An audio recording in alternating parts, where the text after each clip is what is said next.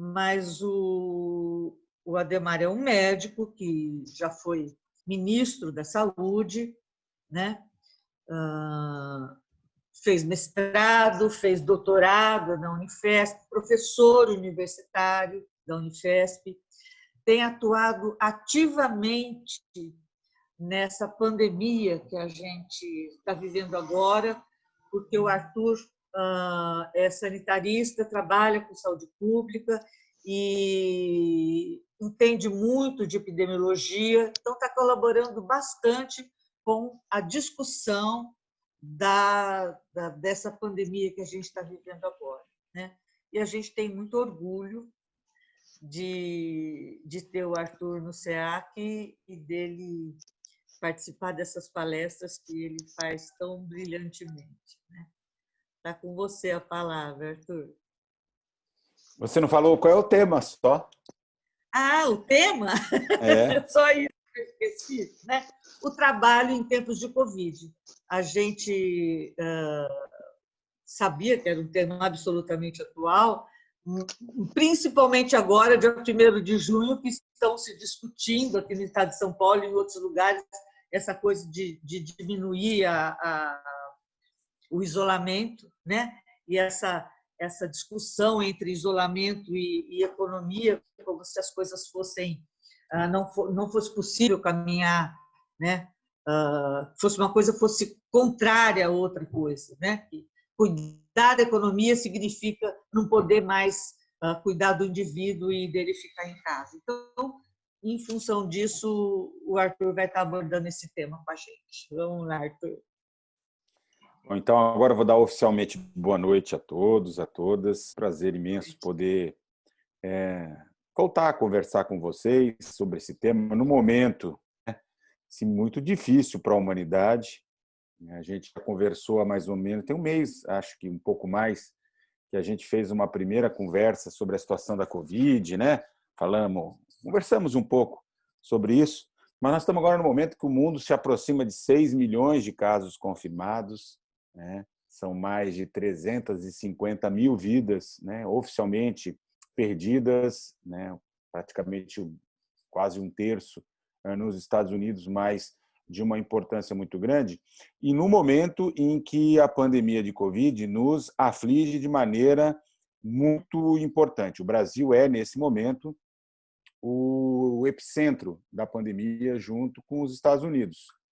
A tendência dos Estados Unidos, nesse momento, já é começar a produzir um platô, ainda que eles tenham tido número de casos importantes. Mas só para vocês terem uma noção, hoje, apesar dos Estados Unidos ter mais ou menos 160 milhões de pessoas a mais do que o Brasil, bem mais populoso, né, do que a gente, nós tivemos mais casos confirmados nas últimas 24 horas que os Estados Unidos. Nós tivemos um número de óbitos mais ou menos semelhante. Então, a gente vive nesse momento Eu já tinha mostrado, né, naquela primeira conferência que eu fiz quando a gente reabriu os trabalhos via a internet, via reuniões virtuais, eu tinha dito que nós teríamos na segunda, terceira semana de junho o momento mais crítico nas análises epidemiológicas que vinham sendo feitas. E isso vem se confirmando. A cada mais ou menos 7 dias, para ser mais preciso, 6 dias e meio, nós temos dobrado o número de casos e o número de óbitos. Então, se hoje nós estamos no Brasil com 415 mil casos, com quase 26 mil óbitos, é muito provável que na palestra da quarta-feira que vem, nós estejamos, eu não estou aqui fazendo um exercício de futurologia, eu estou só aplicando as projeções, eu espero estar errado, eu vou torcer demais para estar errado, mas é muito provável que na semana que vem nós estejamos nos aproximando de 50 mil óbitos no Brasil, dobrando em uma semana. Nós estejamos próximo de número de casos confirmados de 1 milhão de casos confirmados. Eu digo casos confirmados porque, na prática, tanto a pesquisa que nós fizemos aqui na Baixada, estou participando como membro do grupo de pesquisa, né? São pesquisadores de várias universidades, mas as pesquisas no Rio Grande do Sul mostram que, para cada caso confirmado, existem pelo menos 10 casos que não foram identificados. Até porque, desde o dia 10 de março, o Brasil deixou de testar os casos leves. Então, se nós temos 411 mil casos, é muito provável que nós estejamos próximo ou acima de 5 milhões de casos confirmados no Brasil. Por isso que os especialistas, a própria Organização Mundial de Saúde, dizem hoje o Brasil é o epicentro. E a Márcia, enquanto a gente estava aqui aguardando para começar, me perguntou: será que em agosto vai ser possível retomar as atividades normais do centro? E eu respondi para ela: retomar as atividades, com certeza. Normais, eu tenho muita dúvida. Eu tenho muita dúvida até que a gente tenha uma vacina segura, do que será esse chamado novo normal. Quais são o conjunto de medidas, de novos arranjos que a vida vai ter que estabelecer, e eu digo em coisas cotidianas mesmo, desde frequentar o centro, uma igreja, ir a um velório, ou ir a um cinema, ou ir a um shopping, ou fazer as atividades cotidianas. Tudo isso vai ser redesenhado à medida em que a gente for descobrindo qual é o comportamento da doença e até que a gente tenha uma vacina. A boa notícia é que a gente tem mais de 100 iniciativas no mundo, de grupos estudando, públicos, privados, muitos consórcios, 10 vacinas hoje, dados de hoje de manhã, 10 grupos já entrando na fase de ensaios clínicos, ou seja, já saindo daquela fase que a pesquisa é no laboratório, porque no laboratório o vírus responde a um monte de coisa. Eu brinco, se jogar gasolina, mata o vírus. Se jogar cândida, água sanitária, mata o vírus. Mas, com exceção do Trump, ninguém, em sã consciência, vai dizer para as pessoas: olha, tome água sanitária, tome desinfetante. Ele fez essa brincadeira nos Estados Unidos e mais de 30 pessoas se infectaram gravemente. Aliás, uma brincadeira irresponsável. Um presidente da República não pode fazer um negócio desse. Então, é muito diferente quando a gente fala em experimentar as coisas nos seres humanos. Felizmente, tem 2 vacinas muito promissoras. Uma vacina inglesa, desenvolvida na Universidade de Oxford, e uma vacina produzida na China, que são bastante promissoras. Só que, até o momento que elas vão chegar em produção e vão estar disponibilizadas por os 7 bilhões e 200 milhões de habitantes deste planetinha, a gente não sabe muito bem, Então, isso cria um desafio imenso para todos nós. Agora, algumas coisas a gente já consegue perceber, e eu não vou hoje falar muito da saúde, eu vou falar de um outro aspecto, que é o tema central nosso, que é exatamente essa dimensão do trabalho. E por que eu digo isso? Porque, sem dúvida nenhuma, se tem alguma coisa que a pandemia de Covid veio para mudar definitivamente, mas, na verdade, operando num processo de mudança que já estava em curso, é sobre o mundo do trabalho. Seja no sentido de, pela crise econômica, social que ela resulta, determinar a extinção de milhões de postos de trabalho em todo o mundo, de jogar um encolhimento das economias muito importantes, de desenvolver mudanças profundas do ponto de vista das relações econômicas. E aí é importante dizer que o mundo já vinha mergulhado numa crise muito grande, determinado por vários fatores. Eu não vou aqui fazer uma análise econômica, mas o mundo já estava mergulhado, primeiro, numa crise de disputa de mercados entre os Estados Unidos e a China, que já vem se desenrolando há vários anos e que se agudizou ao longo dos últimos 2 anos. Se a gente puxar um pouquinho da memória, vocês vão lembrar que, antes de explodir a crise do Covid, nós estávamos vivendo uma crise do petróleo. Lembram disso? A queda dos preços, uma tentativa de controle. Enfim, um mundo em profundas transformações do ponto de vista do trabalho. A Covid nos empurra definitivamente para uma situação muito delicada. Primeiro, porque leva milhões e milhões de pessoas a uma situação nunca antes experimentada de isolamento, de confinamento. Talvez quem vive num país nórdico, que passa meses com neve, com frio e tal, tenha um pouquinho mais de facilidade, mas a verdade é que a humanidade não está acostumada a conviver 1, 2, 3, 4 meses a gente não sabe quanto tempo vai precisar durar, né? Com a paralisação das atividades cotidianas, né? E este mergulho para dentro das casas. É verdade que no Brasil isso foi feito à brasileira, né? Estimulado inclusive por autoridades políticas e responsáveis, nós estamos fazendo, experimentando o lockdown a tupiniquim, também conhecido como isolamento, né, de qualquer jeito. É bem diferente do que foi experimentado por diversos países que, de fato, fizeram isolamento com muita determinação, com controle público, fiscalização, mas com a grande dose de adesão das pessoas e que ajudaram a fazer com que esses países conseguissem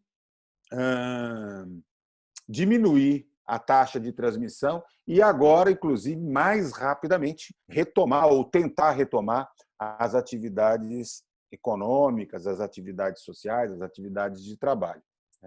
A verdade é que uma parte da humanidade foi empurrado para o chamado home office, né, o trabalho em casa.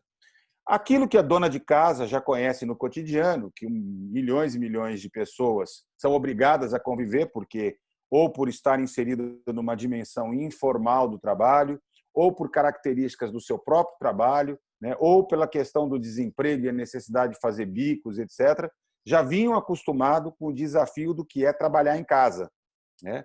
Trabalhar, muitas vezes, sem ter um ambiente de trabalho adequado, tendo que conviver com a família, com todas as intercorrências, as exigências de suprir a dinâmica familiar, a dinâmica do lar, desde a alimentação, cuidado com as crianças, até mesmo a dificuldade que é, por exemplo, se concentrar num ambiente muito tumultuado. Claro que quem tem condições socioeconômicas muito favorecidas, que consegue ter um escritório, como eu tenho, isolado, né, acaba, naturalmente, vivendo isso de uma maneira muito diferente, né?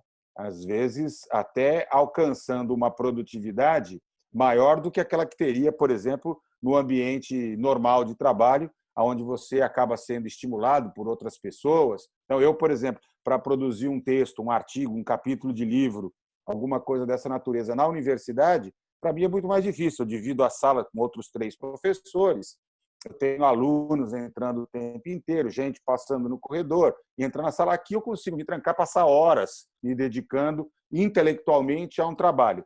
Mas convenhamos que essa é uma exceção na realidade da imensa maioria da população que não tem condições de, no seu ambiente de trabalho, primeiro fazer uma separação entre sua jornada profissional e a sua dinâmica familiar.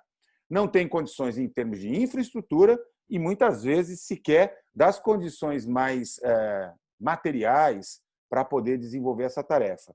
E o que a gente vem observando, né, já existem, inclusive, pesquisas sendo desenvolvidas nesse sentido, é que as pessoas que estão, nesse momento, obrigadas, pelas condições, a trabalharem em casa, né, passam a sofrer profundamente os efeitos. Aquela ideia de que, puxa vida, meu trabalho é um inferno, é um lugar onde eu não gosto, se eu pudesse ficar em casa seria uma maravilha, começa a ser percebida como assim, em casa eu não tenho mais uma separação entre o que era a minha vida profissional e o que é a minha vida doméstica, a minha vida familiar, a minha vida como cidadão comum, né? E quase que de maneira generalizada, o que a gente acaba ouvindo, né, é as pessoas dizerem: nunca trabalhei como antes, nunca me dediquei tão pouco tempo para alimentação, nunca fiz tão pouca atividade física, nunca me vi tão estressado com essa quantidade de reuniões. É claro que nós estamos falando também de algo que foi proporcionado pelo desenvolvimento tecnológico. Eu ontem conversava com a Rose e dizia o seguinte: eu quero ver essa comunidade do Centro Espírita Allan Kardec voltar a frequentar presencialmente o centro, depois de experimentar o conforto de passar meses assistindo às palestras ou participando de reuniões pela internet, usando esses mecanismos visuais. É claro que nada substitui, nada supre o calor humano, a presença, o contato, o abraço, né? Mas é verdade que essas ferramentas elas conseguem usurpar do trabalhador muito daquilo que ele não desperdiça quando ele vai trabalhar num trabalho presencial. Por exemplo, o tempo gasto no transporte. Vocês já pararam para perceber? Eu que trabalho em São Paulo, tranquilamente, 3 horas a 3 horas e meia, quando o trânsito está bom, do meu dia eu acabo gastando com a locomoção para o trabalho. E agora são 3 horas e meia que eu acrescentei à minha jornada de trabalho. Então, é muito interessante, porque já, inclusive, há pesquisas que começam a mostrar. Desculpa eu me reportar muito a pesquisa, mas eu nunca vi as pesquisas serem tão rápidas, mas vão mostrando, por exemplo, que a produtividade de uma parte significativa de trabalhadores mudou e que há empregadores que já estão pensando, bom, esse trabalhador ficando em casa pode ser mais produtivo do que se ele vier ao trabalho. Ele pode me dar menos gastos. Eu não preciso gastar com transporte. Eu não tenho o problema da alimentação. Eu transfiro parte dos custos, iluminação, o equipamento, todas essas coisas para ele. Então, o sistema capitalista já começa a perceber que dali ele pode também obter determinadas situações de vantagem que são bastante importantes, né? Mas é muito interessante como essas pesquisas que eu me referia começam já a indicar a ampliação do sofrimento do trabalhador e o aparecimento de situações de estresse e transtornos mentais, seja do ponto de vista do surgimento de depressão, de estafa, de fadiga, de uma série de novos problemas orgânicos ou problemas de saúde que já tinham sido controlados na vida da pessoa e que passam a emergir agora em que ele se vê numa situação que ele não consegue perceber, mas está estressado, que está tensionado pelo tempo, pela simultaneidade das tarefas. Não é incomum as pessoas estarem envolvidas em 2, 3 reuniões ao mesmo tempo, tendo que entregar um trabalho e, ao mesmo tempo, participar de uma outra reunião, que antes era impossível, e agora a conectividade o coloca em condições super exigentes ao ponto de colocar. Eu já vou chegar numa outra situação que é mais grave, que é a do não trabalho, ou das condições subhumanas de trabalho. Mas eu quero, antes disso, voltar a alguma elaboração conceitual e rememorar que a ideia, a própria palavra trabalho, ela vai ter a sua origem num vocábulo latino que era tripalho, que era uma denominação de um instrumento de tortura formado por 3 paus, daí porque ele era tripalium, né? Então, assim, é muito interessante porque a ideia de trabalho está associada historicamente ao conceito de tortura, ao sofrimento, né? Quem eram esses torturados? Quem eram esses que eram submetidos ao trabalho? Eram os escravos, eram os pobres, eram aqueles que não podiam pagar os impostos e, portanto, trabalhavam destituído de posses para as pessoas que detinham as posses, né? Então, essa ideia de torturado passou a dar um entendimento não só ao fato da tortura em si, mas de tudo aquilo que significava atividade física produtiva, que eram realizadas pelos trabalhadores de maneira geral, como, por exemplo, o trabalho que os camponeses faziam, que os artesãos faziam, que os agricultores, que os pedreiros, aqueles que tinham a atividade física. Só no século XV é que começou progressivamente trabalho a ganhar um sentido mais genérico que hoje a gente atribui a esse termo, ou seja, a aplicação das nossas forças, das nossas faculdades, o nosso talento, as nossas habilidades humanas para alcançar um determinado fim, no sentido de transformar a natureza, transformar a vida a serviço de um determinado fim.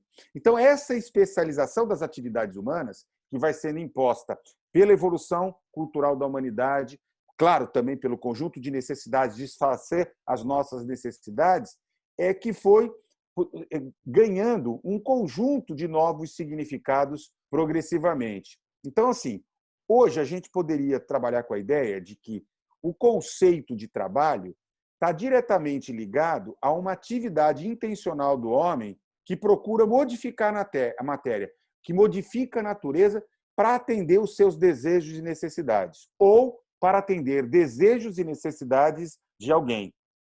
A verdade é que o trabalho passou a ocupar um papel central na vida das pessoas, das sociedades.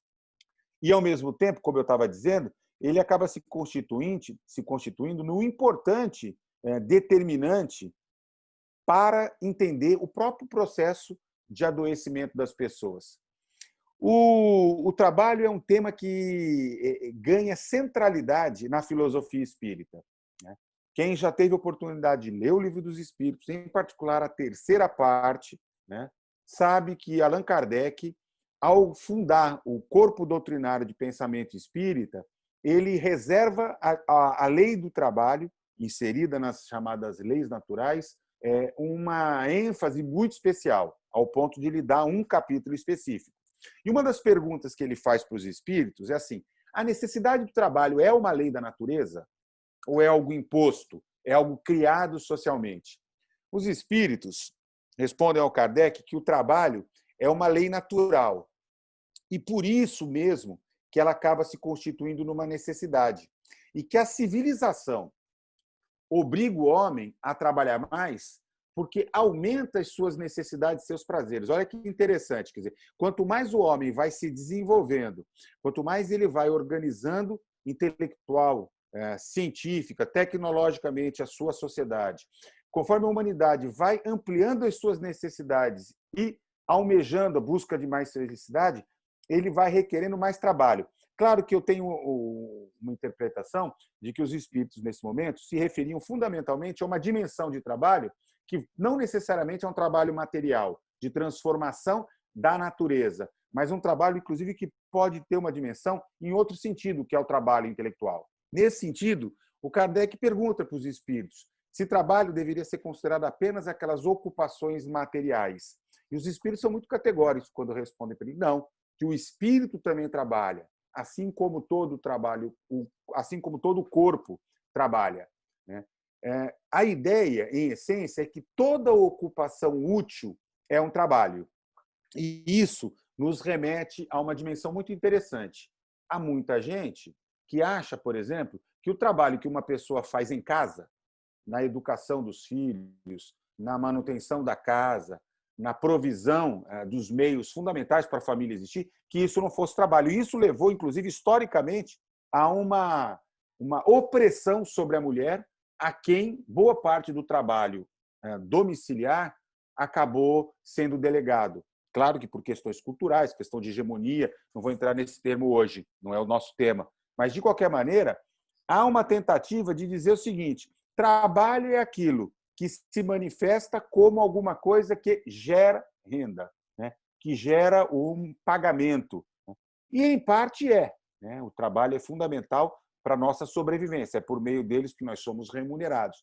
Mas é verdade também, e isso o Espiritismo alarga, que as possibilidades do mundo do trabalho são profundamente ampliadas quando a gente pensa essa perspectiva do trabalho não apenas como a ocupação material ou aquela que vai auferir o nosso salário, o sal,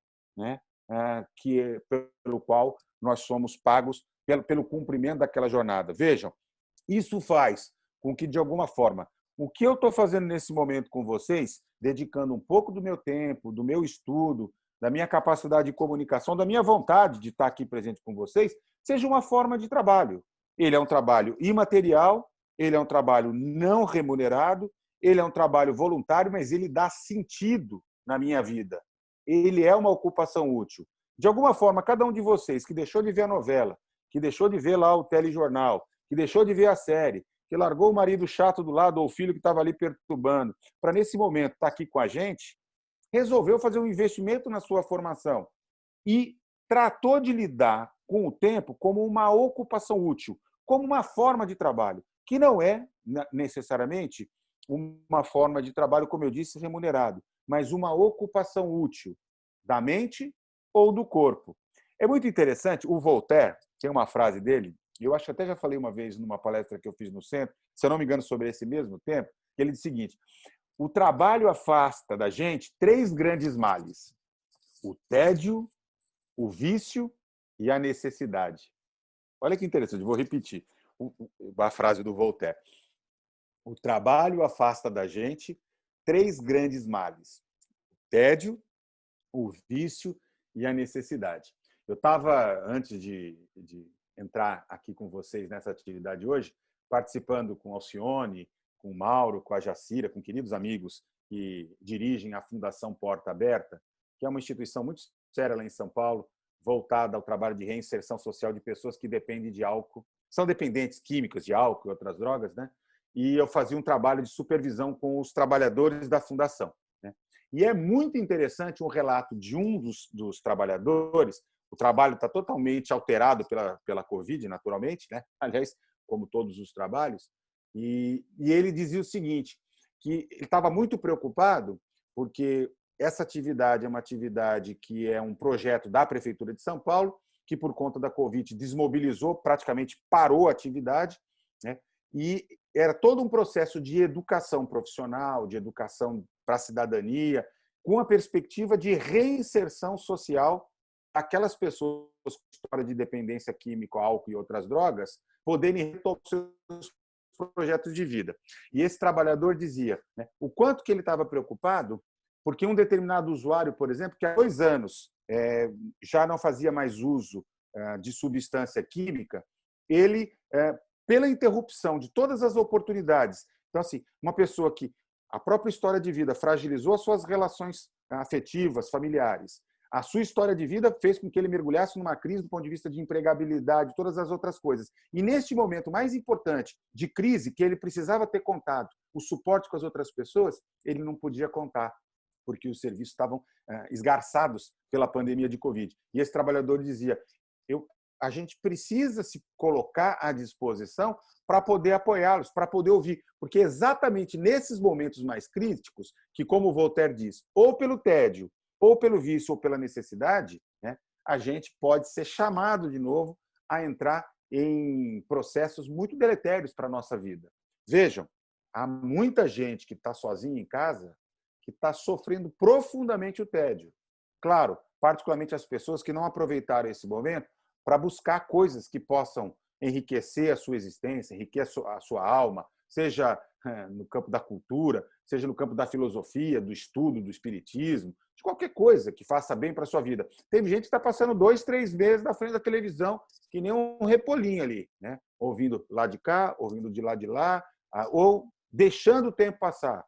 Tem muita gente, isso as pesquisas já identificam, como eu estava dizendo, né, que de uma hora para outra encontrou no cigarro, ou na bebida, ou nas drogas, ou no uso abusivo de medicamentos, né, um jeito de satisfazer alguma coisa que ele não sabe explicar muito bem, né?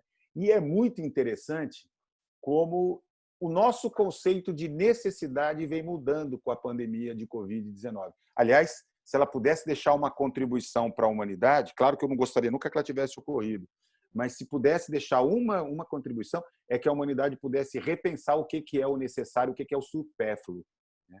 Porque isso mudaria substancialmente o jeito que a gente vê a humanidade. Mas vamos um pouquinho em frente. Por que então que o homem precisa trabalhar?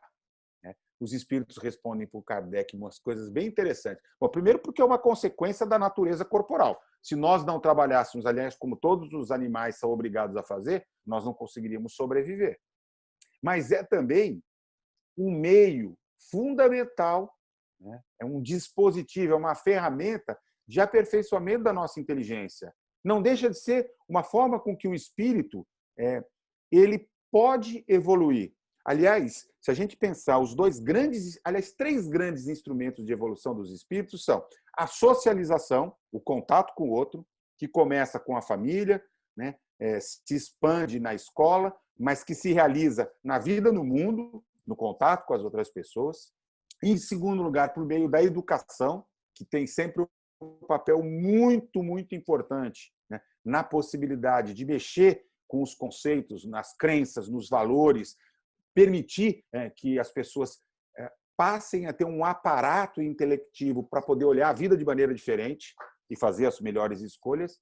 Mas a terceira ferramenta, sem o qual não ficaria nada disso completo, é o trabalho, que é quando a gente coloca os nossos valores, tudo que a gente tem à prova. Veja, não é por menos que, de maneira geral, a gente passa uma boa quantidade do nosso dia, da nossa existência, dedicada ao trabalho. Portanto, tanto para a sobrevivência corporal, sobrevivência física, como para a produção de uma vida mais qualificada.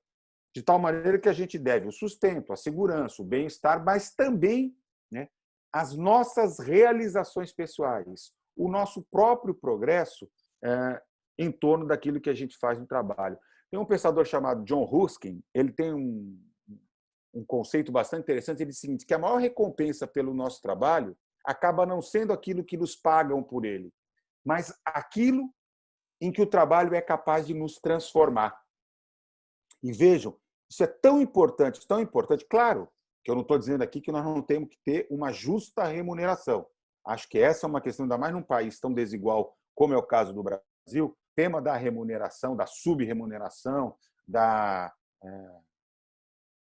do ceifamento dos direitos trabalhistas é sempre muito grave. Mas tem uma dimensão que eu quero destacar do trabalho na linha do John Ruskin, ele traz, que é exatamente o trabalho como algo que nos transforma, que nos potencializa, né? Que nos dignifica, que dá sentido para a nossa existência, seja o trabalho remunerado, seja o trabalho não remunerado. Eu vejo, por exemplo, o exemplo da minha mãe, né? Que é uma pessoa que está aí na década dos 80, né?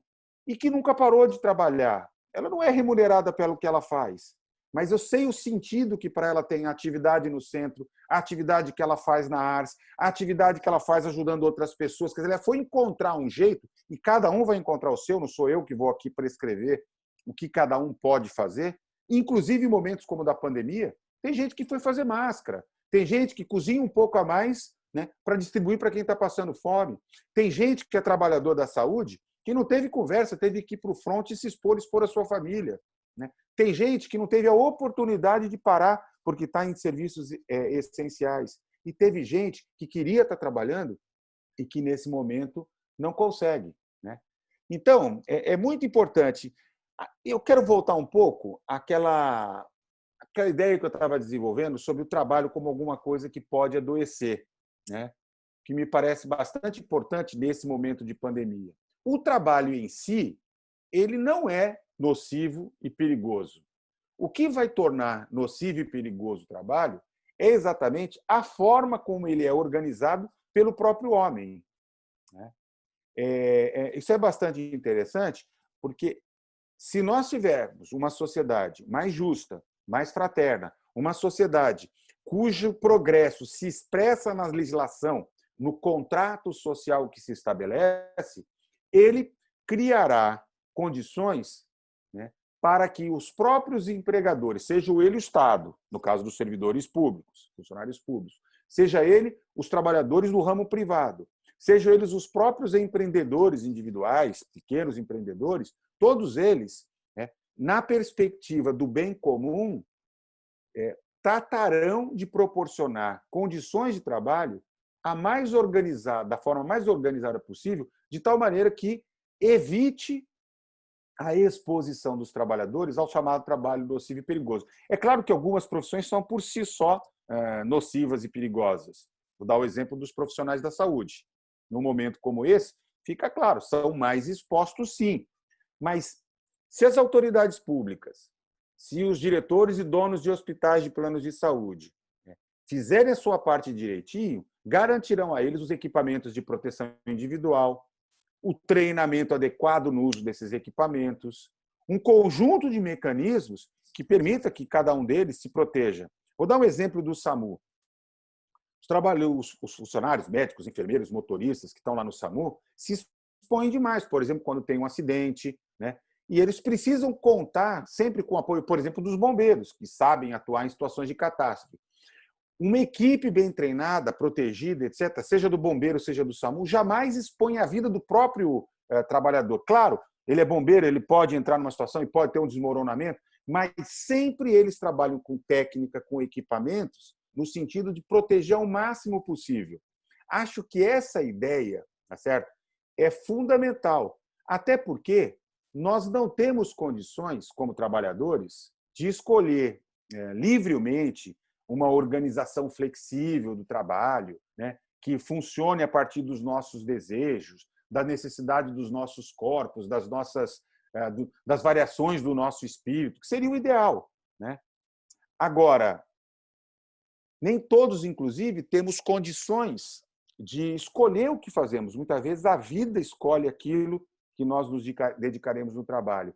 Mas eu tenho uma convicção de que cada vez mais nós temos condições, seja pelo desenvolvimento tecnológico científico, seja pela predominância do trabalho intelectual, de ir eliminando as situações de trabalho que coloquem em risco a vida das pessoas. Quando eu era estudante de medicina, eu fiz a minha residência em Botucatu, logo depois de formado, eu me lembro, por exemplo, da quantidade de trabalhadores rurais, cortadores de canas que eu atendia nos prontos-socorros, vítimas dos acidentes. Eles iam cortar cana e voltavam completamente machucados. Hoje em dia, por exemplo, uma parte dessas profissões já não existem mais. Elas vão sendo substituídas, né? Claro que, se a gente olhar bem, particularmente os mais velhos, vão lembrar, se parar um pouquinho para pensar, vão lembrar de inúmeras profissões que foram extintas ao longo dos últimos anos e décadas.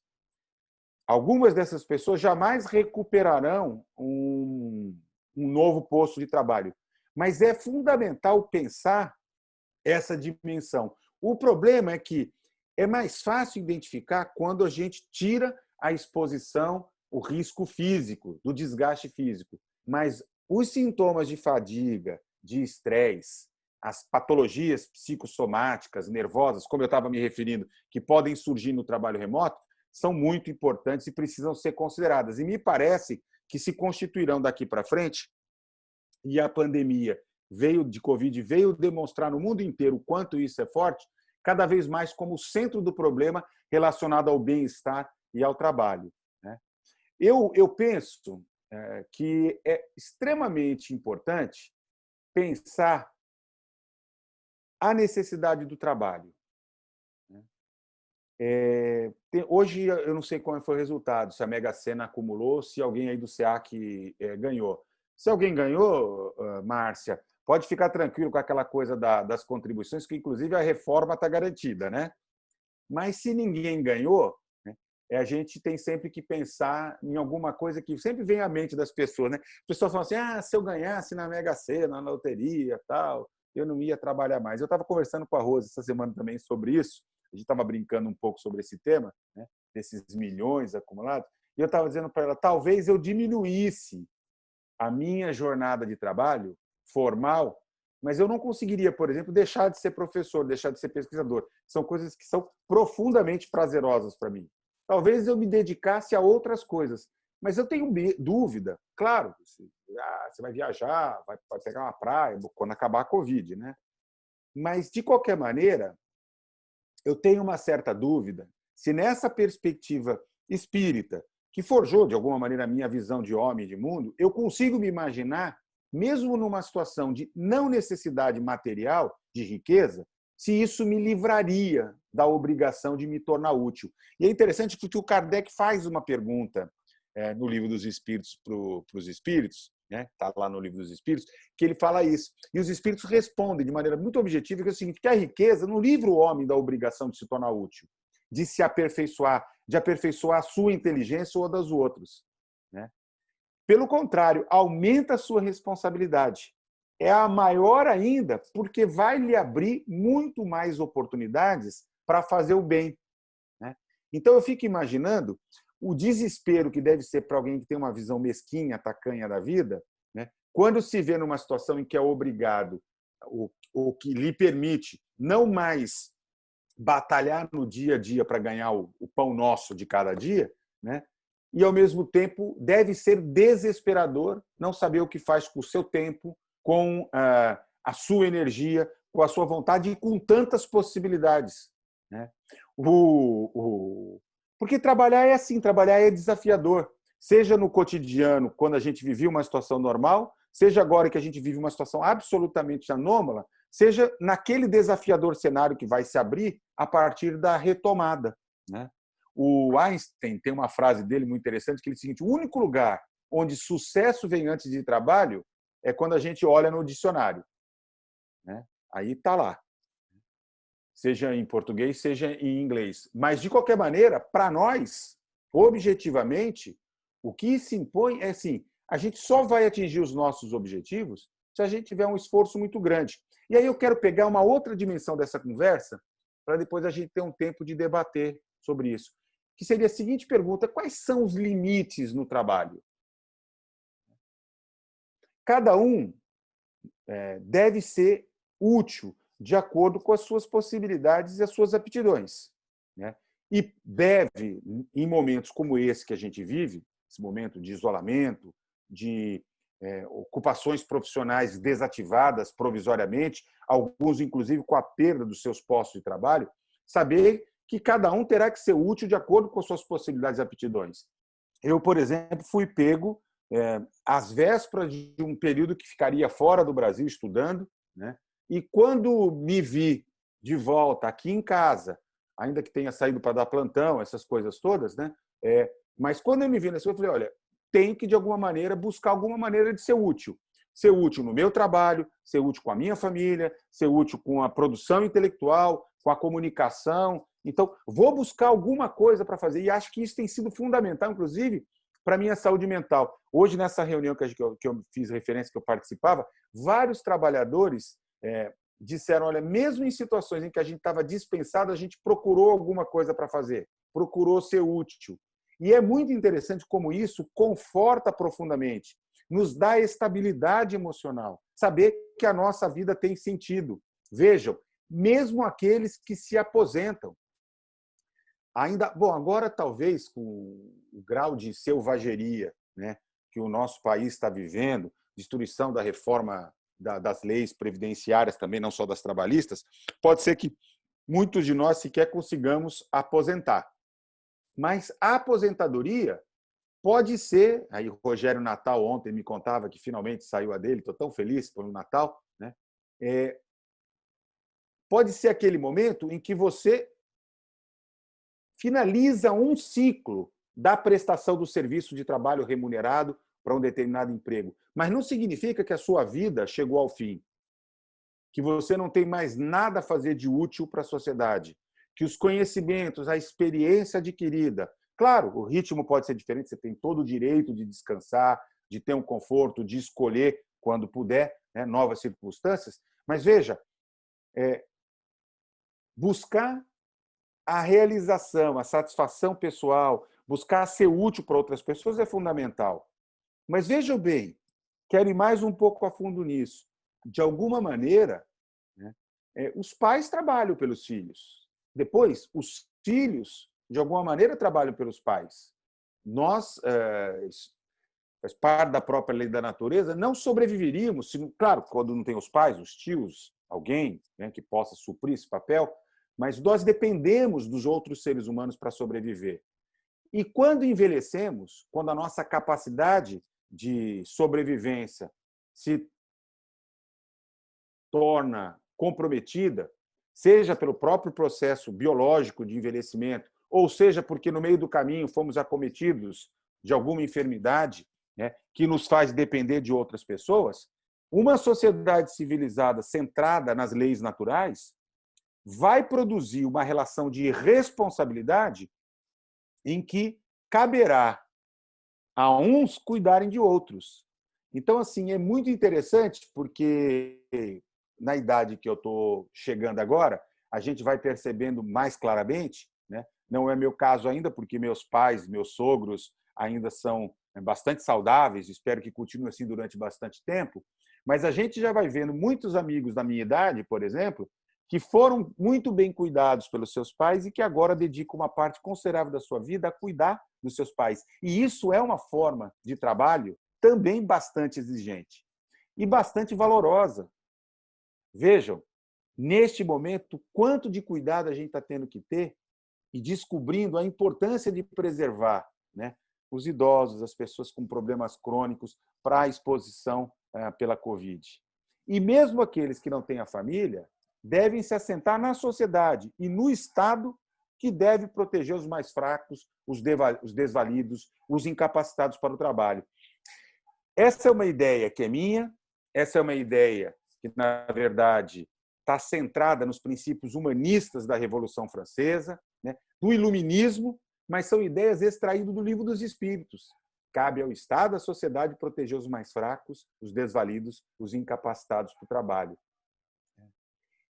De tal maneira que o trabalho pode ser, ao mesmo tempo, a melhor e a pior das coisas. A melhor, se ele for livre, se ele for alguma coisa que nos eleve. A pior, se ele nos escravizar, ou se ele não for capaz de suprir minimamente as nossas necessidades.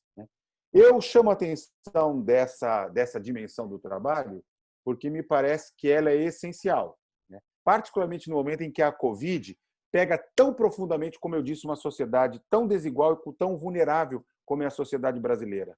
A quantidade de gente no Brasil e nos países pobres que não está conseguindo se alimentar, a quantidade de pessoas que perderam as condições de trabalho, aquela cotidiana, aquele trabalho que fazia chegar a comida no dia seguinte ou no próprio dia em casa, se esvaiu. Então, é fundamental, nesse momento, compreender que cabe ao Estado. Claro, cabe a todos nós, mas cabe ao Estado a produção de políticas econômicas e sociais que protejam essas pessoas. Veja, eu não estou falando disso porque eu quero que o Brasil se transforme num país comunista, não.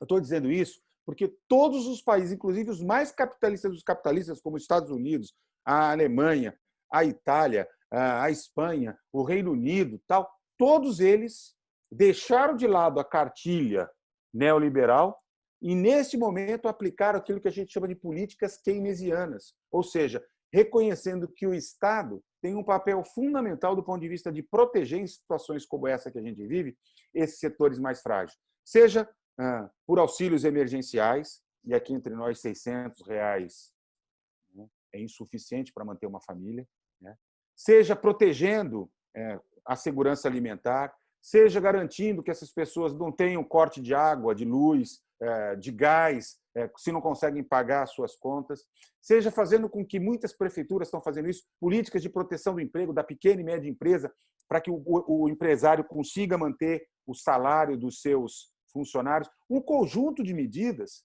que são essenciais nesse momento para proteger o trabalho, para proteger o emprego, para proteger a própria sobrevivência das pessoas. Bom, eu quero finalizar chamando a atenção para um outro aspecto que o Kardec brilhantemente explora no Livro dos Espíritos, que é sobre os limites do trabalho. Em momentos como esse, que a gente está vivendo, novamente nos permite refletir também sobre essa dimensão do trabalho.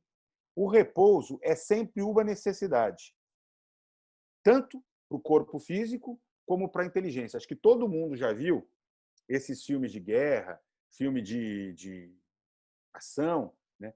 Quando alguém quer torturar um inimigo, quer arrancar uma informação, ou quer simplesmente fazer mal para uma das estratégias era não deixar aquele inimigo, aquele investigado, dormir. Porque, na verdade, nós, biologicamente, precisamos de mais do repouso.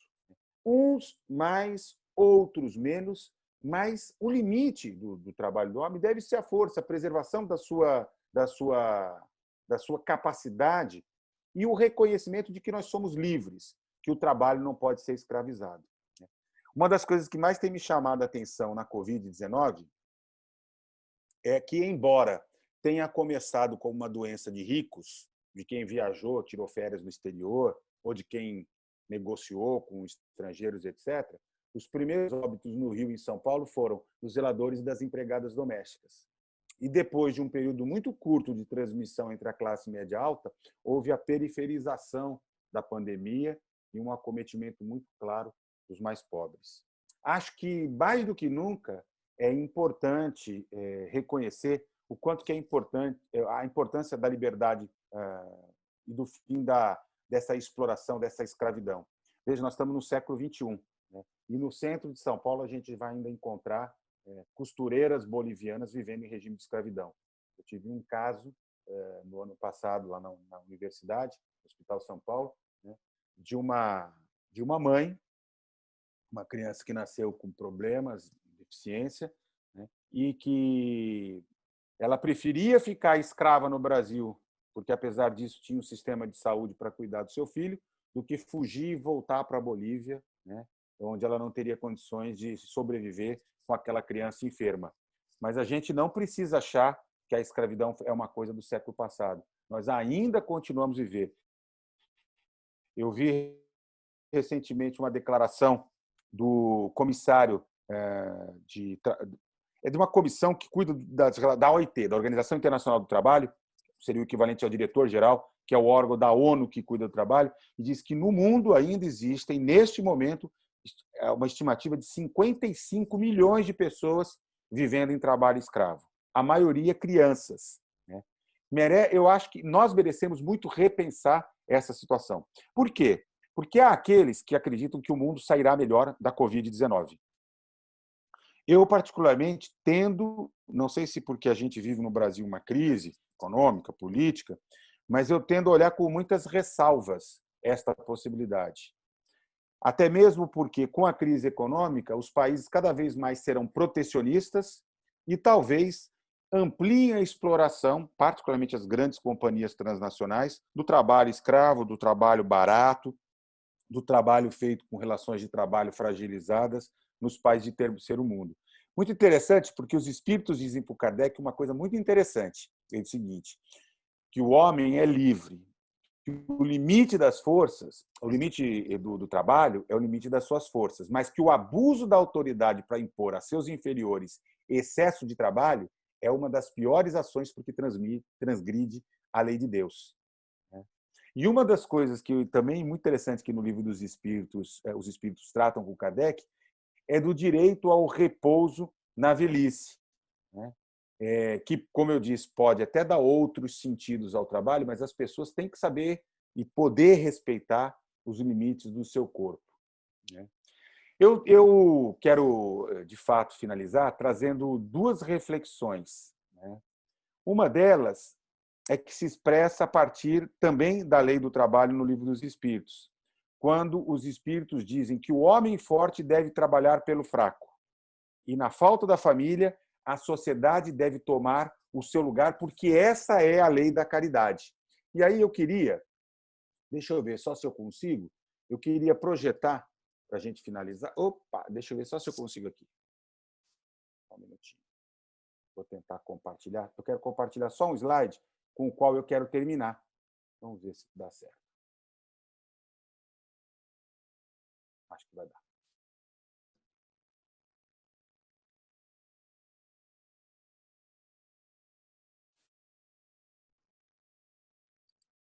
Opa! Deu, né?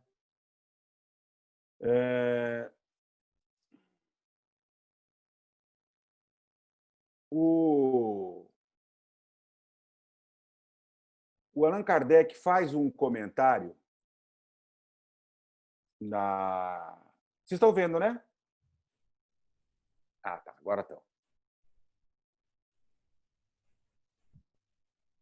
O Kardec faz um comentário na Lei do Trabalho que eu acho que merece muito a nossa reflexão. E é com esse comentário que eu queria finalizar a minha apresentação de hoje. Ele diz o seguinte: não basta dizer ao homem que ele deve trabalhar. É necessário também que o que vive do seu trabalho encontre ocupação. E isso nem sempre acontece. Quando a falta de trabalho se generaliza, toma as proporções de um flagelo, como a escassez. A ciência econômica procura o remédio no equilíbrio entre produção e o consumo, a tal da livre oferta, do liberalismo econômico, que era tão forte na época do Kardec. Mas esse equilíbrio, supondo-se que seja possível, sofrerá sempre intermitências, como as que nós estamos vivendo nesse momento da pandemia de Covid. E durante essas fases, o trabalhador tem necessidade de viver. Gente, olha, eu vou repetir. A ciência econômica diz que há equilíbrio entre produção e consumo, mas esse equilíbrio, supondo-se que seja possível, sofrerá intermitências. E o momento que a gente vive não é um momento de intermitência, é um momento de profunda crise econômica e social. E durante essas fases, o trabalhador tem necessidade de viver. E o Kardec continua. Há um elemento que não se ponderou bastante e sem o qual a ciência econômica não passa de teoria, que é a educação. Não a educação intelectual, mas a moral. E nem a educação moral pelos livros, mas a que consiste na arte de formar caráter, aquela que cria os hábitos, porque educação é o conjunto de hábitos adquiridos. E aí, o Kardec reforça. O homem forte deve trabalhar pelo fraco. E na falta da família, a sociedade deve tomar o seu lugar, porque essa é a lei da caridade. Essas reflexões eu gostaria de compartilhar com vocês nessa noite, porque me parece, mais do que nunca, o mundo precisará, para poder sair da Covid com segurança, não apenas para enfrentar a enfermidade, mas para poder construir um lugar no mundo onde caibam todos e todas, onde as pessoas possam viver com dignidade, possam não apenas sobreviver, mas cumprir os seus desígnios evolutivos, é preciso que o homem forte trabalhe pelo fraco. É preciso que as famílias deem as mãos e consigam constituir mecanismos de auxílios. É preciso que a sociedade tome o seu lugar, mas é preciso também que um Estado ocupe o papel de fomentador das possibilidades de existência digna para todos nesse planeta, em particular naqueles países, como é o nosso caso, mais afetados pela desigualdade social. Não tenho dúvidas, queridos amigos e amigas, os países ricos retomarão a sua normalidade, também com muitas dificuldades, mais rapidamente. Retomarão a normalidade, ou alguma normalidade, em condições muito mais vantajosas. E entre nós, se nós não tomarmos cuidados, só alguns retomarão a normalidade. Outros só verão aprofundado o fosso da desigualdade social, da falta de oportunidades, da falta de expectativas. E não me parece que o desafio dessa pandemia seja que nós saiamos dela mais egoístas, mais mesquinhos, buscando cada um solução para os seus problemas, sem olhar seus irmãos e irmãs, sem olhar para a sociedade como um todo. Por isso que, na perspectiva kardecista da lei de amor, de justiça, de caridade, acho que não resta outra solução de que não seja uma perspectiva de enfrentamento desse mundo pós-Covid que vem por aí, muito provavelmente alargado, né, a convivência em suaves prestações, né, as mais seguras que sejam possíveis, mas onde o trabalho ocupará reinventado, experimentado nesse período, inclusive por coisas novas, tá certo? Mas que precisa ser, porque ele é fundamental como dignificador da evolução, como instrumento de evolução, como alguma coisa que tem que estar disponibilizado para todos e para todas. Eu paro por aqui, fico à disposição, agradeço a atenção e quero que todos imaginem que esses minutos, quase hora, que a gente aqui teve de palestra, de conversa, sejam concebidos como um momento extremamente útil nas nossas existências, porque trabalho é muito mais do que geração de salário ou produção de alguma coisa material. É o desenvolvimento da nossa própria existência. Obrigado. Arthur, a gente então abre para pergunta e assim, profundamente agradecidos pelas coisas que você falou, porque eu acho que a gente está vivendo um momento que está mexendo muito com a gente. Nesse momento, você está falando em trabalho, que a gente vê uma mais alta autoridade que a gente tem no país aparecer na televisão para dizer que as pessoas precisam trabalhar para não morrer de fome e que isso é melhor do que ficar em casa para se proteger do Covid, eu acho que é uma coisa muito triste, eu acho que é muito doloroso a gente estar tendo que conviver com essa atitude, né, de explorar o trabalhador mais pobre, dizer que ele precisa voltar para não passar fome. e o Estado não assumiu o seu papel, né? Eu acho que é uma tristeza profunda isso que a gente está vivendo. Márcia, posso fazer uma experiência que eu gostaria de experimentar para a gente apresentar agora para o Arthur? Queria abrir aqui o microfone de todos para a gente. O pessoal do CIMA fez isso, eu achei isso muito legal. Para gente, todo mundo abrir o microfone aí para a gente poder bater palmas para a palestra. Ai, tá bom? legal, legal. Eu não sei como é que eu faço, eu tiro todo mundo. Todo mundo põe o microfone, faz alguma... É que eu não consigo tirar de todo mundo aqui. Dá para abrir de todo mundo, Rita? Já abri. Já abri. Em Libras. Em Libras. Sim, vamos lá, gente.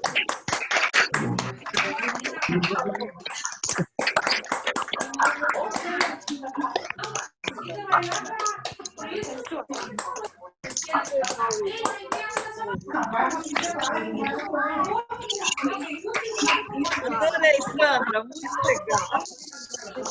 Vamos colocar agora a música. Que bagunça, hein? A não ser que elas voltem. É muito legal porque isso parece almoço de família, né? Todo mundo falando ao mesmo tempo. Eita, talherada, aquela coisa toda e tal. Márcia, tem algumas perguntas aqui. Você quer direcionar do chat? Fala, Sandra, fala aí, fala. Vamos lá, do chat tem umas perguntinhas aqui. Deixa eu ver. Tem pergunta? Parabéns. Arthur, tem o pessoal do CIMA aqui presente. O Glaucio estava com a mão levantada. Não sei se seria para fazer alguma pergunta. Deixa eu Glaucio, fazer quer essa falar? Pode abrir o microfone. Pode fazer essa primeira, depois ele fala na sequência. Não, pode ser do Glaucio, eu estou procurando aqui. Ah, tá. Fala, Glaucio, querido. Ele me ouviu? Vou fazer a pergunta do Juraci aqui. Uma pergunta: quem tem a caneta do Estado, patrimônio acumulado nessa crise, que faz às vezes do homem forte, ou deveria fazer ao menos? Ô, Juraci, quer continuar a sua pergunta? Na realidade, foi uma pergunta, fiz uma afirmação, não sei se é válido ou não. Diz que hoje o homem forte deveria ser comparado ao Estado, que esse deveria estar fazendo, às vezes, a gente que não está fazendo trabalhar. Ou ainda as pessoas que têm um patrimônio acumulado, né, que poderiam também estar colaborando. Glaucio? Estou ouvindo? Sim, agora sim. Ouvindo? Eu queria agradecer o meu amigo Arthur, né? Muito bom ouvir ele falar. A gente está longe, mas está perto, né? Eu só queria fazer um comentário, assim, adorei a palestra e se o Kardec hoje no nosso país, infelizmente, seria considerado um esquerdopata, né? Porque a gente viu hoje aqui, né? Vamos lá. Primeiro você... Um certo perigo, né? Na sociedade, né? Jesus Cristo também. Eu vou comentar as duas coisas. Pode ser, Sandra? Tanto a que o Juraci trouxe, como a que você agora comentou. Vejam, é muito interessante essa discussão. Eu tenho acompanhado, até por uma questão do tipo de pesquisa que eu trabalho na universidade, eu tenho tentado demais acompanhar os movimentos que os outros países têm produzidos, tanto na área da saúde, como em outras medidas econômicas, sociais, para enfrentar a Covid. Se eu começasse a relatar o que os principais países capitalistas europeus, Estados Unidos e o Canadá, só pegar esse país e eu não dissesse para vocês o nome do país, mas dissesse só quais foram as ações que foram tomadas, vocês diriam, mas isso aí é coisa de comunista, coisa da Venezuela, deve ser coisa da China, deve ser coisa de Cuba. Então, por exemplo, a Espanha estatizou os hospitais privados. Portugal construiu uma política econômica que garantiu para todos os habitantes, todos que perderam o emprego ou que tinham trabalho informal, a partir da declaração do quanto que ele dizia que ele estava retirando nos últimos meses, garantiu 2/3 dos vencimentos para todo mundo. são países capitalistas, que no momento de crise, assim como Kardec escreveu em 1857 no Livro dos Espíritos, aquelas frases que eu coloquei para vocês, perceberam, por isso que eu brinquei, né? Os economistas que eram da escola de Chicago, nesse momento, rapidamente se transformaram em keynesianos. Ou seja, eles mudaram os fundamentos e disseram o seguinte: não, agora cabe ao Estado um papel fundamental, que é proteger os mais fracos, proteger aqueles que perderam emprego, proteger aqueles que não têm condições de se sustentar, proteger as pequenas empresas, as médias empresas, dar as condições, inclusive porque é o Estado que é capaz de emitir moeda, fazer um conjunto de medidas, que não importa aqui para a gente agora, que são capazes de chamar a responsabilidade. Vejam, eu não vi ainda, e acho que seria fundamental, eu participei de um debate no sábado com pesquisadores italianos e argentinos, inclusive falei isso. Eu acho que o mundo pós-pandemia, para, por exemplo, sustentar um sistema de saúde capaz de ter uma resposta rápida para novas ameaças pandêmicas, precisaria investir fortemente numa saúde pública qualificada. Aí me perguntaram, mas, professor, da onde deveria vir os recursos? Eu falei, por exemplo, da taxação das grandes fortunas. Não estou falando aqui grande fortuna dos nossos mais aquinhoados colaboradores do Centro Espírita Allan Kardec, que é tudo pé rapado de quinta categoria, perto dos bilionários que eu estou falando. Eu estou falando daquele povo que tem capital para sustentar países inteiros. Eu estou falando daquelas poucas pessoas, aquelas poucas famílias que fazem transações nos paraísos fiscais e que não são taxados por ninguém.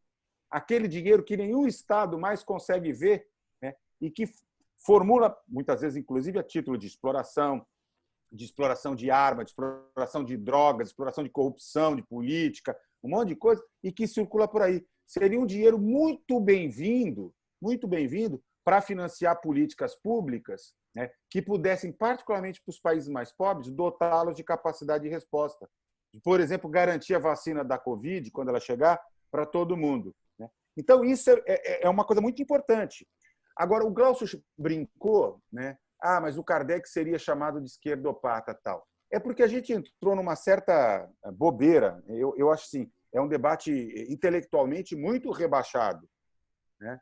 Achar que quem defende justiça social, quem defende educação, quem defende que os pais cuidem dos filhos, os filhos depois cuidem dos seus pais, na ausência dos pais, a sociedade supra esse papel. E se a sociedade não der conta, o Estado tem que entrar. Se isso é ser esquerdopata, ou ser comunista, se alguma coisa, é um erro histórico, é um erro intelectual claríssimo. O Espiritismo é uma filosofia humanista. Ela se baseia nos princípios mais básicos do iluminismo, né? A ideia de justiça, a ideia de fraternidade, a ideia de igualdade, a ideia de solidariedade, né? O valor da educação do Estado laico. Gente, aí sim, então, assim, é para chamar se isso é esquerda, eu acho um rebaixamento. Eu acho que, assim, quando as pessoas hoje não querem discutir alguma coisa séria, a primeira coisa que faz é criar um rótulo. Isso aí é da direita. Isso aí é da esquerda. Isso aí é mortadela. Isso aí é não sei o quê. É coxinha. Isso é Bolsonaro. Isso é não sei o quê. Cada hora inventam um jeito de interditar o debate. E a gente vai ficando desonesto intelectualmente. Vai ficando preguiçoso. Incapaz, inclusive, de refletir. Ora, num momento como esse, de quem que é a responsabilidade? É de todo mundo. É do empregador, é das famílias. Agora, como é que eu faço com milhões e milhões de pessoas, não é só no Brasil, mas no mundo, que não têm condição de sobreviver, vão morrer de fome se não tiver uma ajuda do Estado? Então, nessa hora, o que você pega? Você pega os economistas, você pega o Banco Central Americano, você pega os economistas do Fundo Monetário Internacional. Ninguém aqui vai chamar esses caras de venezuelano, né? Eles são os primeiros. E, olha, nesse momento, é preciso um conjunto de políticas que consigam proteger. Proteger quem? Proteger as famílias. Proteger quem? As pessoas desamparadas. Proteger os pequenos empresários. Eu vi recentemente numa reunião, no vazamento de uma reunião, alguém dizendo o seguinte: os grandes vão dar lucro, os pequenos vão dar prejuízo. Sim, mas quem emprega para valer, quem permite que o mundo seja um pouquinho mais justo, quem dá oportunidade de emprego, são as pequenas empresas, são as médias empresas. Até porque as grandes empresas, cada vez mais, elas vão desenvolvendo estratégias tecnológicas de substituição da força de trabalho humana. Quer ver um exemplo? Muitos de vocês devem lembrar como é que era um banco, uma agência bancária há 30 anos. Lembram como é que era um banco? A quantidade de gente que trabalhava? Vocês lembram a quantidade de amigos que faziam compensação de cheque no período da noite? São profissões que acabaram e foram todas elas substituídas pela automação, pela máquina. Você pega, vou pegar um exemplo, você pega a Cosipa, ou pega o Porto de Santos, vamos pegar 2 exemplos próximos da gente. Como é que eles eram há 30 anos? Chegavam a empregar mais de 50 mil pessoas em empregos diretos, sem contar os empregos indiretos. Tá, uma parte desses empregos é importante que eles sumam, porque eles eram profundamente nocivos para as pessoas. Eram ingratos com a sobrecarga. Aqueles ensacadores com aquelas vértebras cervicais achatadas, porque carregavam 50, 100 quilos de café em cima do lombo. Aquilo ali é para burro de carga. Aliás, nem burro, nem animal merece isso. Isso, uma esteira mecanizada, faz um trabalho que não deve ser menos do homem. Só que qual é o problema? Quanto mais a gente se desenvolve tecnologicamente, mais é preciso repensar o mundo do trabalho. O que fizeram os países mais desenvolvidos? Eles fizeram o seguinte: investiram cada vez mais na educação e na formação em ciência e tecnologia, então, qualificação dos profissionais e diminuição da jornada de trabalho. Então, os países mais ricos do mundo, com exceção dos Estados Unidos, que é um caso à parte, mas se a gente pegar os países capitalistas europeus ou do norte europeu, né, a Escandinávia, todos eles são países altamente prósperos, com alto desenvolvimento tecnológico, científico e diminuição da jornada de trabalho. Se a gente pega as conversas que vêm hoje, por exemplo, eu tenho um documento, quem tiver interesse depois eu posso passar, as medidas que os holandeses estão discutindo para depois para o fim da pandemia. Já eram coisas discutidas, por exemplo, na Finlândia e alguns outros países europeus. Os caras estão preocupados com o seguinte: como é que a gente pode fazer para ter o suficiente, viver com qualidade de vida, ser próspero e, ao mesmo tempo, ser feliz? Olha que interessante. Trazer para o núcleo da dimensão humana o tema da felicidade. Como é possível ser feliz? Eu sei que, por exemplo, muitos de nós, mesmo já mais velhinhos, eu brinco sempre com o Evaristo com isso, adoraríamos poder jogar bola, futebol, mais do que uma vez por semana. Nós seríamos muito felizes se nós pudéssemos ter tempo para o lazer, muitos para atividade musical, muito para outras coisas. Sim, mas nós precisamos trabalhar? Precisamos trabalhar. Mas nós precisamos trabalhar 12, 14 horas por dia? Os europeus mostram para a gente que podem ter uma produtividade maior, uma riqueza maior e uma jornada de trabalho menor. Talvez essa seja uma solução. Um mundo em que o tempo dedicado ao trabalho seja menor e, ao mesmo tempo, todos possam ter mais. Só que aí a gente precisa de uma distribuição da renda um pouquinho menos... Não estou dizendo que seja igual, porque eu não acredito em renda igual para coisas diferentes, para trabalhos e investimentos diferentes. Mas muitos países já mostram hoje que nós podemos ter trabalhos diferentes, salários diferentes, mas sem essa exorbitância da diferença que faz com que poucos tenham muito e muitos não tenham nada para sobreviver.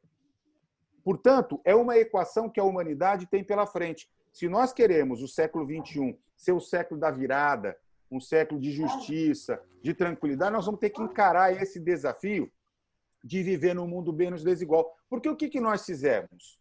Nós fizemos foi se desenvolver tecnologicamente, enriquecer e viver cada vez mais enfurnados nos nossos casas com arame farpado, com cerca elétrica, segurança particular, carro blindado. Todo mundo diz agora que para poder ter segurança precisa armar todo mundo. Quer dizer, que loucura que nós estamos fazendo. Nós estamos usando a nossa inteligência e o nosso trabalho para produzir um mundo menos bom de se viver, menos seguro. Então, sabe, Glaucio, eu acho que retomar alguns valores que são fundamentais para o mundo civilizado, para o mundo mais humanizado, baseado nessas ideias que o Espiritismo não inova. Porque, na verdade, o que o Kardec diz quando ele pergunta aos espíritos qual a ideia central? É que, no fundo, né, o que centra essa ideia de justiça social está baseada na máxima de amor ao próximo, de Jesus. Ela é simples. Ela só propõe isso. Respeito ao próximo. Querer para o outro o que a gente gostaria para nós mesmos. Né? E aí a gente pode viver num mundo talvez menos luxuoso, menos cheio de coisas supérfluas, tá certo? Onde todo mundo possa ter coisas boas, né? Possa se suprir intelectual, afetiva, e até mesmo materialmente, mas seja um lugar para todo mundo e não para poucos. O trabalho poderá ser uma alavanca de produção disso. Sem trabalho nós não chegamos lá, certo? Mas trabalho tem que ser percebido nessa perspectiva. Aquele que pode trabalhar, aquele que não pode trabalhar e que precisa ser protegido pelos outros, porque senão a gente cria um mundo de eugenia, de darwinismo. Ok. Falei muito, né? Gente, tem tantos comentários muito interessantes no nosso chat, depois a gente salva, né? E isso passa tudo para o Ademar, para o Ademar Arthur. Foi muito dinâmica e a gente está hoje, pela primeira vez, fazendo a transmissão live, né, pelo Facebook. Na verdade, a gente pretendia fazer pelo YouTube, mas acabou saindo pelo Facebook. Então, lá no Facebook, nós tivemos mais 60 acessos. Só na minha sala foram mais de 30. E teve os acessos pelo Centro Espírita Allan Kardec também. E eu acho que conforme as pessoas foram compartilhando, outras pessoas foram assistindo. Então, eu acho que foi muito, muito interessante essa ferramenta. Eu só não consegui descobrir como é que a gente pode mandar para o YouTube também. Eu acho que não dá para mandar para os dois ao mesmo tempo. Ontem eu participei de um debate lá no Rio Grande do Sul, quer dizer, com o pessoal do Rio Grande do Sul, que eles fizeram pelo Zoom e transmitiram para o YouTube concomitantemente. Então, não, o que dá, dá. Para o YouTube dá. O que não dá para fazer YouTube e Face ao mesmo tempo. Ah, tá. Hoje nós fizemos pelo Face, ficou ótima a transmissão. Foi excelente. E agora nós vamos tentar, vamos salvar o vídeo e vamos publicar no YouTube. Tá? Então, isso ficou muito bom, porque nós temos mais inscritos no Facebook do que no YouTube. Então, acho que vai ter um alcance maior. Foi muito legal, tá? E eu quero agradecer, né, a participação de tanta gente aí, de todos os lados do Brasil e fora do Brasil, né, da Venezuela. Olá, que tal, amigos de Venezuela? Tá todo o pessoal aí, Alcione e... Muito carinho para todos. Né? Muito legal a gente se reencontrar assim. Eu participei de uma palestra do CIMA no sábado, que foi a palestra da doutora Jacira Jacinto. Foi muito gostoso ver os amigos também dos outros países, né? E agora... Viu? Deixa eu só fazer um comentário, Sandra. Essa pessoa que cumprimentou a gente agora é Yolanda, nossa querida amiga presidenta da CIMA da Venezuela. Presidente da CIMA, exatamente. Ela deixou aqui o chat, nós a cumprimentamos. E tem a Adélia Cusoni também, da Argentina, aqui pelo Facebook, o Antônio Bruni, várias participações aqui dos argentinos também, tá bom? Gente, muito legal, muito obrigada. Márcio, eu só quero divulgar o da semana que vem. A semana que vem a nossa palestra vai ser muito interessante, que o tema é: existe vida em outros planetas? Se existe, a gente pode ir embora para lá? Podemos fugir para esse outro planeta? Quem vai falar para a gente sobre esse tema é o Alexandre Cardia Machado, e ele já está, né, contactado e vai fazer aqui pelo Zoom, e nós vamos fazer também a transmissão pelo Facebook, tá bom? Sandra, a única coisa de lembrar é que esse tema está escolhido há muito tempo e a gente não pediu para colocar como alternativa para a gente sair do planeta, não. Eu sei, eu tô brincando. Todo mundo permanece aqui. Será que dá para a gente sair? Brincadeira. O que ele traz para a gente. Exatamente. E a gente rir um pouquinho, tá bom? E para encerrar, eu queria só comentar, a Eva está aqui, a Eva da ARS, né? Ação e Recuperação Social. Pode falar, Eva. Então, boa noite a todos, né? Muita saúde e paciência, né? Nessa tempestade aí, né? Eu agradeci ali pelo chat, mas eu quero fazer em viva voz o retorno excelente que a gente teve da palestra sobre nota fiscal paulista. E pegando aqui o gancho do Arthur, né, de trabalhos, é complicado e a velocidade com que as coisas estão acontecendo, né? Vou falar só uma coisinha para vocês aqui, como o ICMS incide diretamente nos créditos da nota fiscal paulista, e a cada momento e com muita velocidade esse mecanismo está caindo vertiginosamente. Estamos fazendo, então, uma nova projeção para os números necessários ideais para novos doadores automáticos. Na semana passada, a gente falou em número de 120, mas não é mais. E isso está mudando a cada dia, né? E também eu quero falar para vocês que os nossos serviços prestados aos frequentadores da ARS continuam sendo feitos. Está fechado para público, mas está sendo feito por telefone, pelo WhatsApp, tem muita troca de informação entre algumas entidades que temos mais contatos.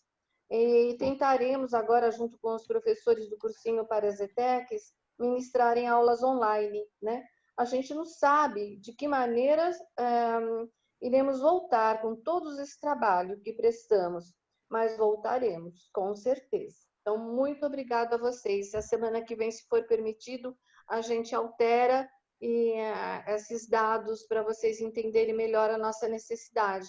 Em nome da Serleia, nossa presidente, da diretoria e do conselho, tá bom? Obrigada, Eva. Só para acrescentar que algumas pessoas que estavam aqui com a gente na nossa sala na semana passada fizeram o cadastro, a Eva já identificou, agradeceu, né? E que também é o seguinte, quando a gente entra para se cadastrar, é preciso primeiro resgatar o que tem lá, né, Eva? A gente resgata para depois passar a ser, então, a contribuição para a área. Mas isso a gente explica melhor na semana que vem, tá bom? Isso. São muitos detalhes, deixa para a semana que vem. Sandra, eu queria só dizer uma coisa aqui, né? Agora que a gente vai ter o nosso Zoom, queria encerrar esse da CEPA agradecendo novamente, mas dizendo que a Sandra Regis é a nossa diretora de comunicação, né? E junto com a Luciana, com a Rita e mais outros companheiros é que viabilizam tudo isso que a gente está vendo, podendo fazer pela internet, né? Então eu quero deixar o meu agradecimento público aqui, viu? A gente está aprendendo muito, né, Rita? Eu, a Rita, a Ivone, a Luciana, nós estamos aprendendo muito. E é bem interessante, porque a gente começa a gostar desse brinquedinho, aí é complicado. Gostamos muito, tá bom? Eu quero deixar um grande abraço para todos, um grande beijo. Para encerrar, eu queria, enquanto a gente vai se despedindo, eu vou colocar, então, de uma forma geral, a música que a gente não colocou no começo, que é a Sexta Lei de Milton. A Rita vai passar para a gente a música, que a gente já ouviu, mas a gente vai ouvir até o fim, e a Sexta Lei de Milton, para a gente continuar no nosso programa, que são 10 leis, né? Estamos na sexta, tá bom? Uma boa semana a todos, uma boa noite, e divulguem, então, que na semana que vem a gente também vai estar transmitindo pelo Facebook. Tá? O que vai acontecer quando chegar na 10ª, hein? Aí a gente vai cantar uma música todo mundo junto. Aí volta para o centro lá. Voltou. Nossa! Então tá, gente. Vamos lá. Beijos. Tchau, tchau. Obrigada, Arthur. Tchau, gente. Obrigado a vocês. Obrigada, Arthur.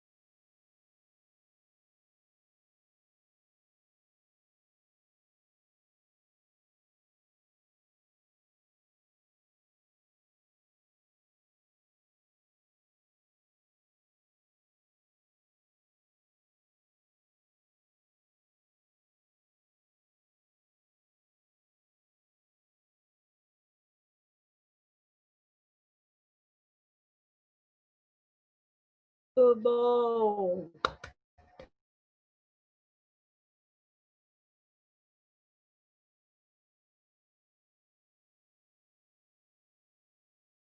Arthur, tem mais uma pergunta aí para encerrar a gravação.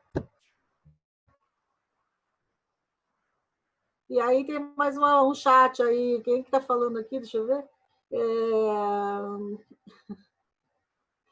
O Júlio César. Arthur, quem é que vai fazer o governo entender que o dinheiro que eles guardam é do povo? Só um comentário, né? Peraí, tá mudo, tá mudo. Fala. Eu acho que quem faz o governo entender, no Brasil, em qualquer lugar do mundo, são os cidadãos, né? Não tem muito jeito. É por isso que as democracias são tão importantes, né? Porque a gente tem a possibilidade de...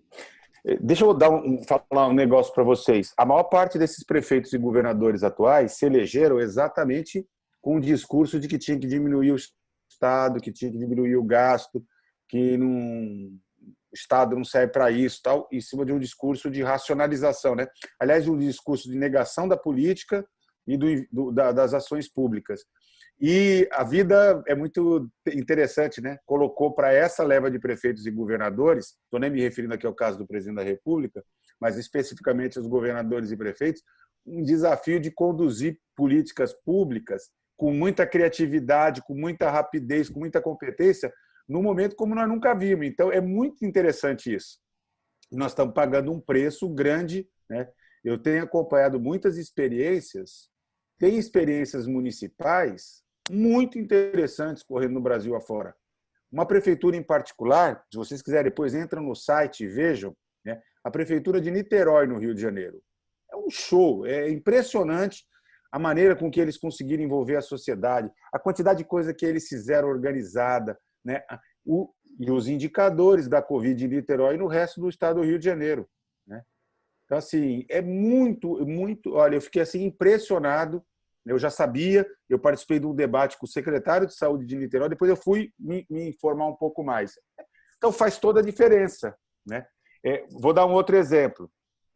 Portugal e Espanha.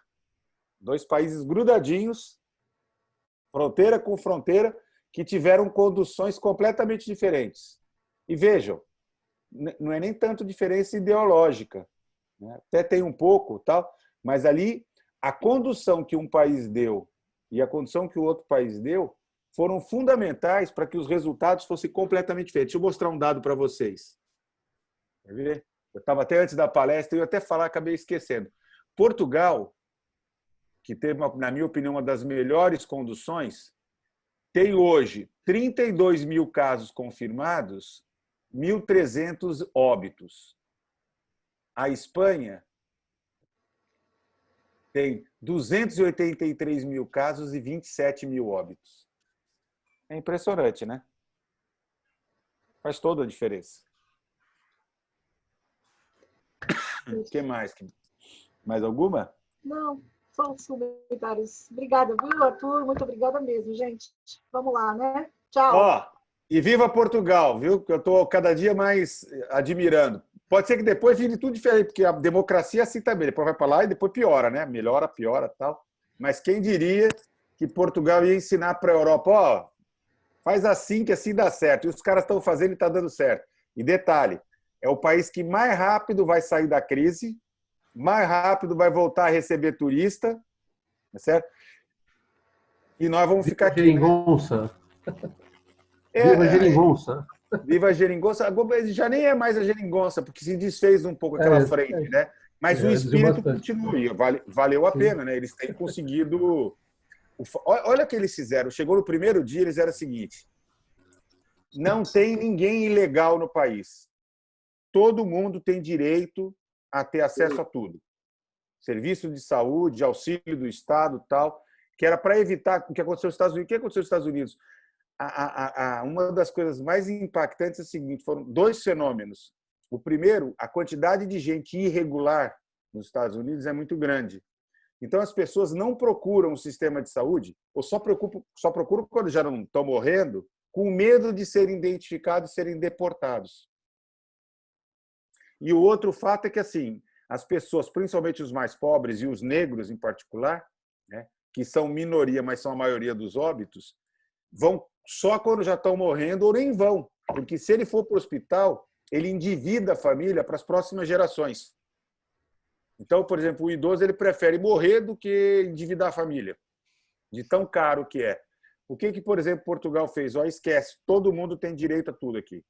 É a melhor maneira de tratar nessa hora, né? E os caras conseguiram evitar a transmissão. Então, assim, nessas horas, a organização social, política, a visão de Estado faz toda a diferença, muita diferença. Verdade. Tá bom? Tchau, gente. Boa noite. Tchau, tchau. Está todo mundo com dó de ir embora.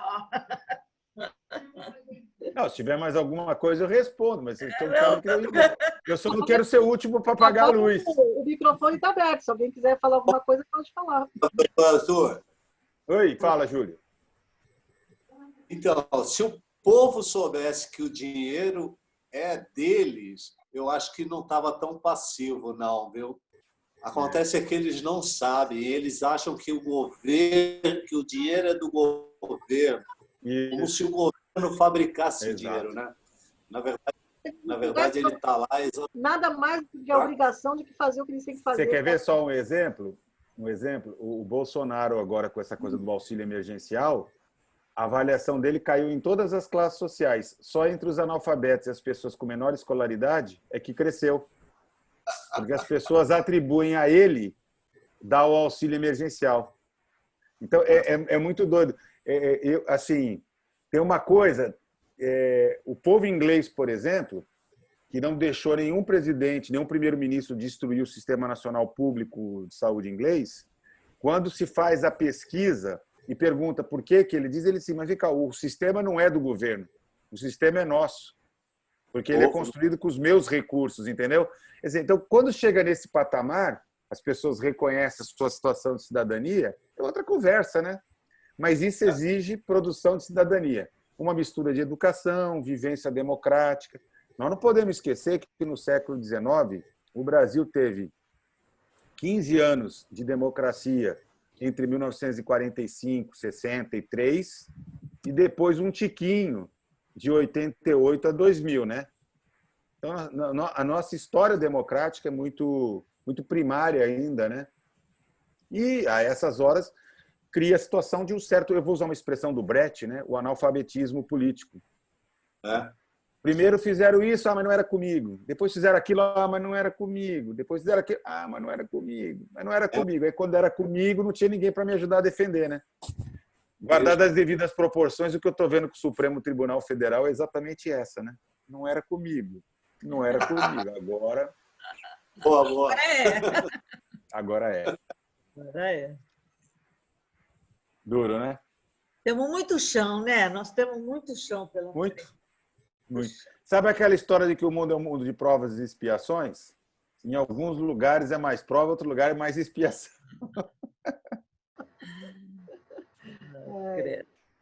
Mas não tem problema, não. Na próxima encarnação tem um monte de gente que vai nascer em Portugal de novo. Vai querer Arthur, você para de falar de Portugal. Eu vou para outro planeta. Eu chego de me dizer para onde que eu vou na semana que vem. É duro demais. Tá muito difícil, né? Mas, enfim, querido, é isso. Uma boa noite a todos, tá bom? Boa noite. Agora eu vou sair, tá bom? Tchau, tchau. Tchau, beijo. Tchau, Arthur. Até amanhã.